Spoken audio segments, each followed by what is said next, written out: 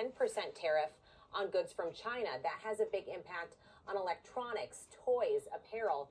What's different about these tariffs than some of the other measures that President Trump has announced so far is just how sweeping and universal they are, applying to a range of products and goods that are coming into the U.S. every single day. Those three countries account for almost half of all trade, all products that come into the U.S. So this could have a significant impact on businesses. Remember, it is U.S. companies that have to pay those higher tariffs, those fees, when their products cross the border. And often what we have seen is that those companies pass down the costs in the form of higher prices for consumers. That's one reason why the stock market was worried. What impact does this have on companies? What impact does it have on consumers and the overall health of the economy? Of course, President Trump argues that this will encourage companies to make more investments in the United States, to buy domestic, but that sometimes isn't a decision that can take years to see that play out, where some of those price hikes could happen in the short term. Kana.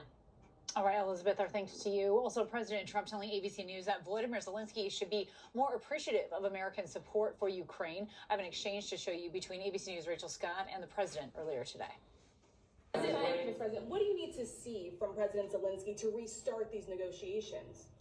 Well, I just think he should be more appreciative, because this country has stuck with them through thick and thin. We've given them much more than Europe, and Europe should have given more than us.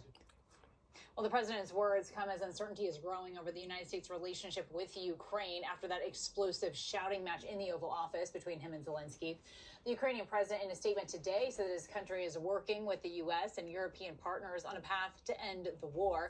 ABC News White House correspondent Mary Alice Parks, along with ABC News' Shannon Kingston at the State Department. Good to see you both. And so, Mary Alice, we know that there is a meeting set up with the president and his national security advisors today. The plan, right, is to talk Ukraine and next steps. And, of course, ahead of tomorrow, the president's joint address.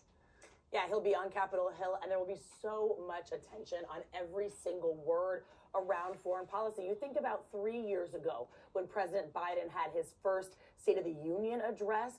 The Ukrainian ambassador was there next to the First Lady. She received this emotional standing ovation. We saw members of Congress on both sides of the aisle wearing Ukrainian pins, showing their unbelievable support. And we saw Congress and the Biden White House show support with money, with arms, with weapons, with huge diplomatic push, sanctions against Russia. What an unbelievable turn of events from 3 years ago. Now on the eve of this first joint session, this joint address to Congress, Trump basically picking a fight with Zelensky and really putting to question whether the United